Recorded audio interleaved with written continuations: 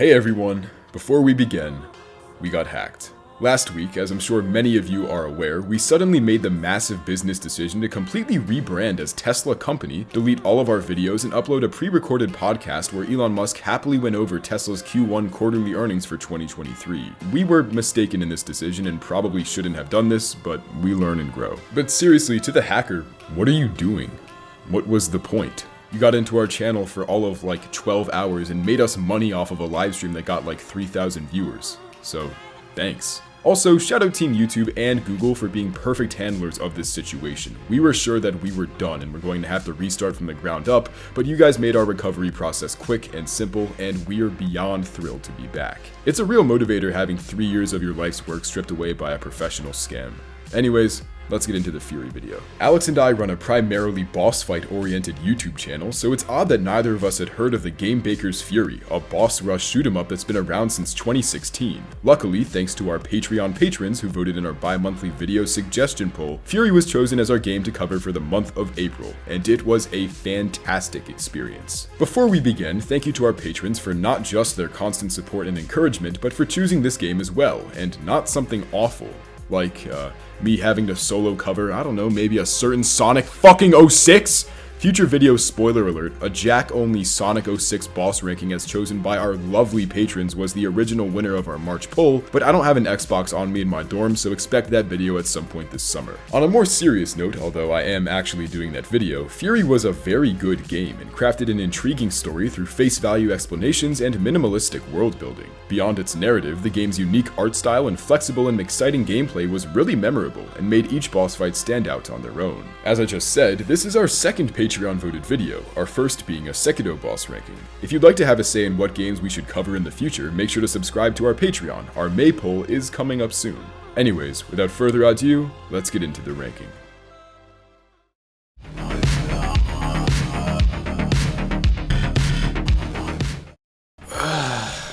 I'm conflicted here. My first instinct was to write myself a venomous, hateful tirade about why The Line is genuinely one of the top 10 worst boss fights I've ever experienced, and how my hatred for him is powerful enough to realign planets and impact the weather with pure concentrated psychic malice. That definitely occurred to me. But I'm aware that the game bakers actually engage with their community and could very plausibly see this video, so I'd feel like an asshole if I did that. They seem like cool dudes. I'm scripting on Easter Sunday after all. I ought to at the very least be able to go one day without hating. I'm gonna say this as delicately as possible. I did not have an ounce of fun fighting this boss. Not only did I not have fun, all the lingering residual fun in my body was vacuumed out as if by black hole and atomized. I felt my soul shriveling and contorting further with every second spent shooting barriers in the first phase. The biggest challenge in this first phase is to stay awake, which is hard when all you're doing is walking around and holding the right stick towards a static target. It's the video game equivalent of being drugged with chloroform and having an IV of sleeping fluid pumped into your arm while someone force feeds you Valium tablets. This is not to mention the barriers infuriatingly rotating in such a fashion that you can't ever make satisfying progress whittling them down. There's no surgical precision you can realistically pull off here thanks to the projectile volume. You just brute force pry his asshole open with shots until you knock him out of his meditation. Every time you fail this process, Gandhi here decides to make it even more annoying by patronizing you with ChatGPT generated Zenyatta voice lines. Once he's been forced out of his shell, he alternates between sitting on top of rectangles that you shoot in the occasional close combat segment. These segments are far more tolerable than the first phase, but the one thing they do have in common is that they take an eternity to get through. If you happen to mess up near the end, it's going to take you a long time to get back.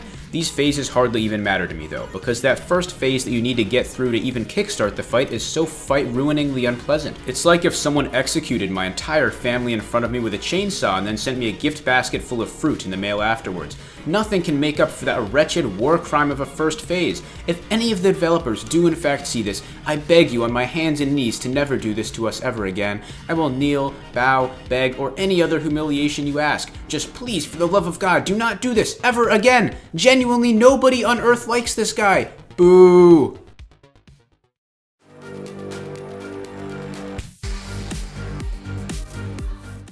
In what the line is just horrendous, the star can be dumbed down to simply overcompensation. The line was like a nerdy guru ant from Parappa the Rapper. Wanted to get that off my chest. Alex and I were on a FaceTime call trying to sort out our rankings yesterday, and he very accurately described the star as the Edge's sort of evil twin, taking one of the game's two gameplay formats, in this case bullet hell, and turning it into an entire boss fight. And while almost every bullet hell sequence in this game works, this is an exception. As to why I'll get into shortly, but first let's talk about the build-up, one of the few positives to this fight. After beating the beat and finishing the game, you run to a tower in the grass fields and fly up to space to reconvene with the star. As you make way, it's revealed that you are nothing special, just a clone template named Ryder, one of thousands of robotic clones sent to assimilate planets for the star to then take over after you kill its population, or at least I think that's what's going on. Should you choose to disobey the star, the fight begins, and immediately you'll notice you're bound to a machine, and as such, your moveset is a bit different. I first tried this fight using just the normal bullet fire, but that works about as well as punching a metal wall, so thanks to Alex's recommendation, I swapped to the ZR Alt Fire, a giant laser beam.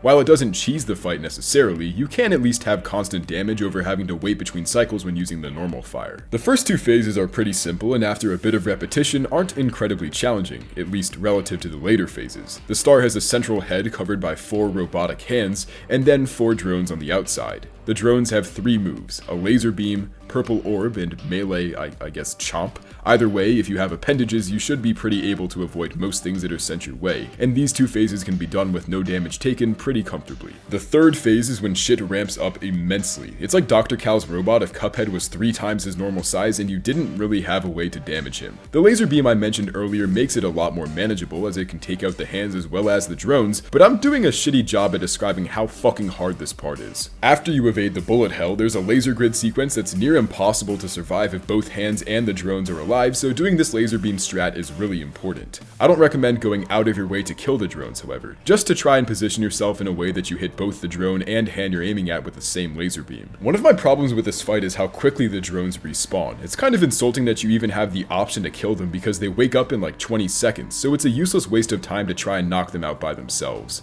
Leading into phase 4, no longer a bullet hell, but an AoE hell. This was the one that took me the longest to get down, mainly due to the AoE waves dealing 2 bars of health as compared to just 1 from the orbs in phase 3. On top of the endless seismic overload happening on screen, the hands freely pump up and down like those vegetables on a piston Dreamy Bowl puts up his asshole, so hitting them is actually the hardest part. Although, if you make it to the last phase, you've pretty much won.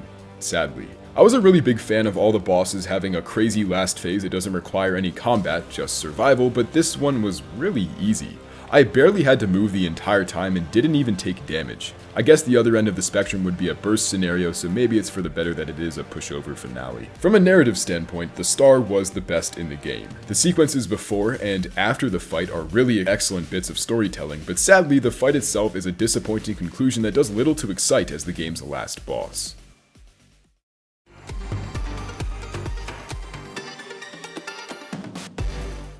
The chain looks badass. This dude is awesome. Unfortunately, he's a wee bit of a pushover as well. I didn't understand a lot of things about the game at this point, such as the way health bars worked, so I was just kind of dodging him and hitting him, and eventually he died. He talks a lot of smack, but can't quite walk the walk. He does seem particularly invested in you staying in prison, more so than the other jailers at least. He'd get along great with the warden from Super Jail. It's a nice fun playground to learn the ropes without enduring the usual tutorial snooze fest. While the game reaches further heights, obviously, the chain is still interesting enough of an introduction to merit some degree of respect as a boss regardless.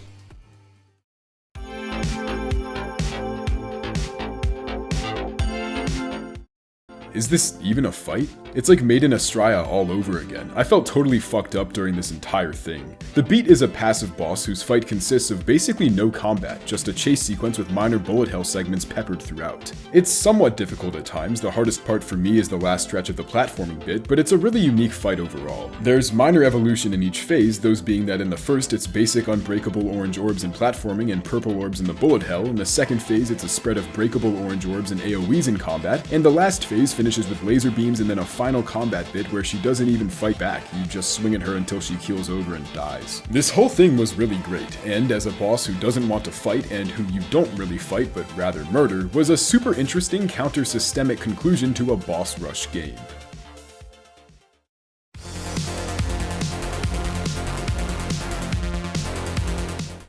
This is a fight that catches a lot of heat from players as being absurdly hard to the point of not even being fun. Well, the Burst is actually my favorite boss in the game, no accounting for taste I suppose. It's a testament to how generally solid the base gameplay is, and Furi that Jack and I's rankings are so different this time around, and unfortunately it's the Burst who got burned by this discrepancy. Most people consider either this or the Star to be the hardest fight in the game, and while I definitely took a while to learn this one, I wouldn't say I find it to be as brutal as some others on here. If there is one issue with the fight, I'd have to point to the first two phases, where if you aren't able to hit the Burst quickly on one of the platforms, you end up in a drawn-out repetitive chase. The music in this fight is great, so at least you have that going on for it even in its duller moments. Carpenter Brut is always the strongest part of any soundtrack he's on. While the first two phases may not be my favorite per se, they're still part of a greater whole where variety is key. This fight changes a lot more than most between phases, and combined with the larger arena gives it a much more dynamic feeling that staves off feelings of repetition. I also really like a lot of the animations here, which I don't see much discourse about. A big part of this game's coolness comes from those little stick-jiggling QTEs and phase change animations, with the Burst having some of my favorites along with the Flame. It's extremely easy to make sniper bosses annoying, frustrating slogs, but this is one example that I'd cite as proof that they can in fact go hard. I will raise one point Jack mentioned to me about her voice acting being odd. I'm pretty tone-deaf to voice acting flaws, but he noted that it sounds almost like two different people are voicing her based on fluctuations in her accent. I don't mind it myself, though. The last phase is pretty infamous for bringing people to the brink of despair, but I actually didn't die much during the wave parts because I figured out that as long as you save your dashes for when they overlap, you can usually come out unscathed. The part I had trouble with was the final close combat segment, which the developers have referred to as being extraordinarily easy. It may be intended as a slow, closing tour de force, but the seemingly faster attacks combined with the total invisibility fucked me up at the very end enough times to get me a bit heated. I wouldn't say I brought my piss to a boil, but it was definitely getting a little toasty, enough to kill any bacteria chilling in my piss tubes, I reckon. As a final random thought, I would like to add that the Burst kinda looks like a Splatoon character to me, which is a bit funny. I was an aerospray guy back in the day, so snipers were my sworn nemesis. The Burst is a real controversial boss that many don't seem to dig, but I myself remain a fan.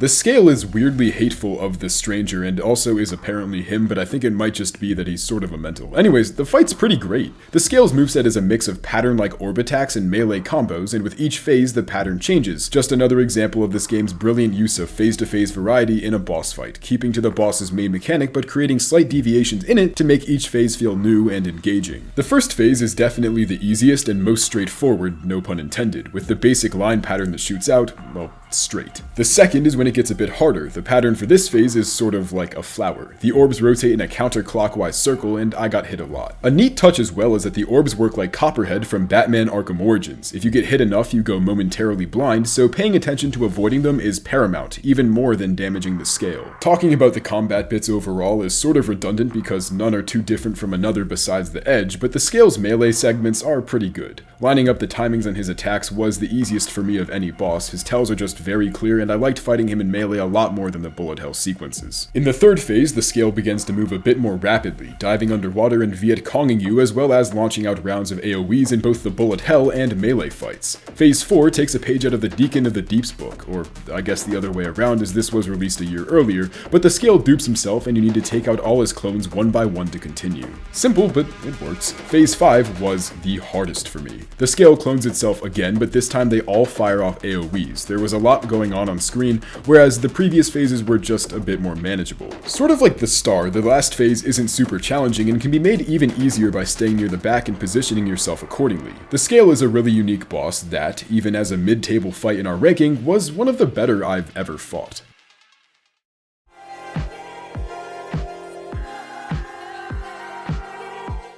This was one of a scant few bosses I managed to kill on my first go without dying. Honestly, that definitely made it more fun for me. I had just been getting my bunghole blown open by the scale for the better part of 2 hours, so a break from the back shots was quite a relief. The song seems like a pretty nice lady, but unfortunately it's her job to keep you in the big cage, so you gotta shoot her in the head. Even if somebody's just doing their job, sometimes you gotta burn them. Such is life. I had to do the same thing to the cashiers at my local 7-Eleven whenever they'd refuse to sell me Marlboro Blacks and paint thinner. Broke my heart every time. Assuming you don't opt for the secret, in all honesty probably best ending, where you get to kick it with her and stop killing everybody, the fight kicks off on the elevator. She's out of range of your sword most of the time, making it more of a bullet hell fight, but unlike the line, she's actually fun. This is because she does things like move and use different attacks. Very novel.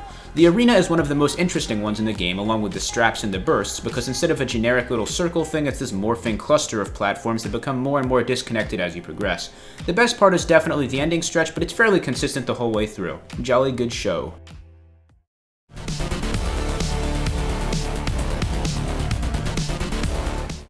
Do I have a hard-on for humanoid night fights? I don't think so. Maybe more of a well, to be honest, it's like a street vendor blue pill boner, but it's pretty undeniable that most night fights are great. The Hand, while only 4th, is a very well-made boss, and is my favorite character in the game dialogue-wise. The fight is interesting in that the Hand has a shield that deflects all attacks, meaning he's only open to damage while he's attacking you. This is a theme in a lot of games' bosses, but it rarely works as it's a counterintuitive design. In this case, however, it does well, as a lot of the Hand's attacks are slow-moving. The only thing really holding the Hand back for me is a lack of evolution among 3 of the 4 main phases. In the last one, he does drop the shield, but if you played Sekiro, and especially if you're good at Sekiro, parrying him is not very hard. In the final phase, the arena shrinks and the Hand uses ultra-powerful laser beams as well as just basic combos. Once you get to the melee bit, it's like the corrupted monk, just parry and parry and parry and parry and fucking parry, and eventually he'll open up to damage. On a last note, this fight has one of the game's best scores and is just plain fun, an awesome lead-in to the endgame.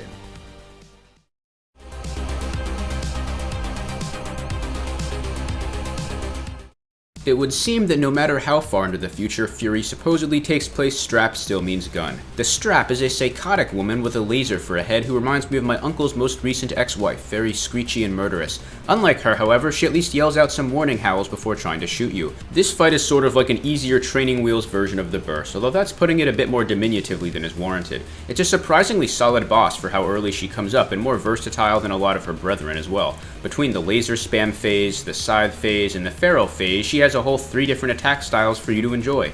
Weirdly enough, I found that on my Furier difficulty playthrough, she was almost unchanged from normal mode, which surprised me after the chain bitched me for half an hour beforehand. She's probably my favorite looking character in the game alongside the scale, so bonus points for the evil scooter laser design too.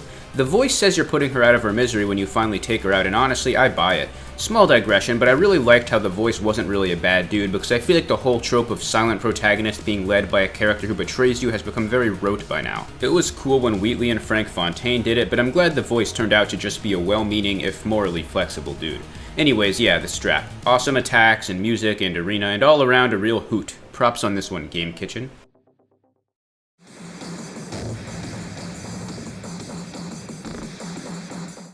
At first, I thought the Flame was the Hand but with a brand new suit, sort of like Hammerhead in the Spider-Man DLC or something like that. However, in lore, he's none of the previous fights, but is someone who the Stranger defeated before he was imprisoned by the Chain, hence his wrathful hatred for Ryder. But like Israel Adesanya against his arch nemesis in UFC 287, which I watched at like 2 AM last night, and it was fucking crazy, and I say this with love, to the Flame, walk up my trap and find out, bitch. For all that talk and however long the Flame's been envisioning winning, he fucking loses.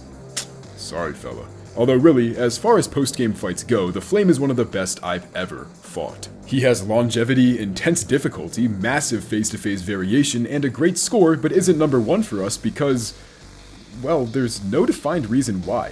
Furi was one of those games whose bosses, in terms of being ranked from worst to best, is extremely subjective. I wouldn't be surprised if literally any boss on this list besides maybe the Beat and the Line were someone's clear-cut favorite. The Flame has pretty much every ability in the game, making it feel like the true final boss as compared to the Star, and a great comparison for him would be Chakravartin the Creator from the Asura's Wrath DLC. From the first phase onwards, he makes use of each mechanic, and it's just difficult in a fun and fair way. The first phase isn't terrible if you're decent at bullet hell combat, and the second isn't much harder as it changes from bullet hell to laser beams, plus the 3-way attack was probably my favorite in the entire game. And as the fight goes on, the Flame's evolution only continues, but it does get harder as well. In Phase 3, he makes use of an entire moveset's worth of AoEs, and in Phases 4 and 5, he begins to shift the arena for unblockable attacks, similar to the song. Phase 6 is easily the hardest of any fight in the game, but also the most rewarding. It's a combination of all the other phases in one climactic finale and puts to rest honestly my favorite boss in Furi, a high-flying fight only not number 1 due to maybe a mistake on our part, to be honest.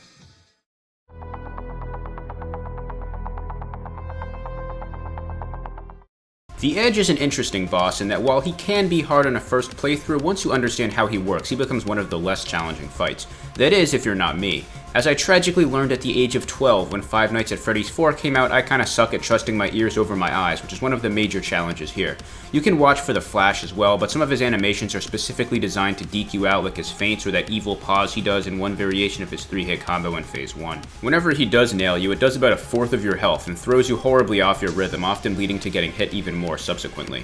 The name of the game is perfection, basically, but they only gave him 4 health bars to balance the consistency and demands of the player. It reminded me a lot of playing Geometry Dash as a kid, where it can take thousands of attempts to beat something really hard, but once you finally do, you feel like a badass. The Edge, despite his name, isn't some Cold Steel the Hedgehog type character. Whenever you fall down, he just encourages you and tries to bring out your best in order to have himself a true test of skill. Eventually, he tires of using a sword and ditches it for an ore, which I'm told is a reference to a famous duel between famed swordsman Musashi and a man named Kojiro. Neat little trivia factoid there. The last 2 phases feel easier to me personally, since the shift to 2D from 3D meant my depth perception was no longer tormented by those close combat pizza slice attacks that I'm so terrible at dealing with. He also becomes hard to see in terms of his attack animations, so he lost the ability to juke me, which was a big part of what made him challenging. I may personally have the Edge in the middle of my list, but I won't deny that it's an awesome fight and can totally see why he's commonly regarded as the top dog of Furi. Thank you so much for watching, and we hope you enjoyed. If you'd like to take part in our Patreon polls in the future, subscribe to it, linked in the description below. Remember to like and subscribe if you haven't, and otherwise be sure to check in every Wednesday for new uploads. That's all for now. Deuces.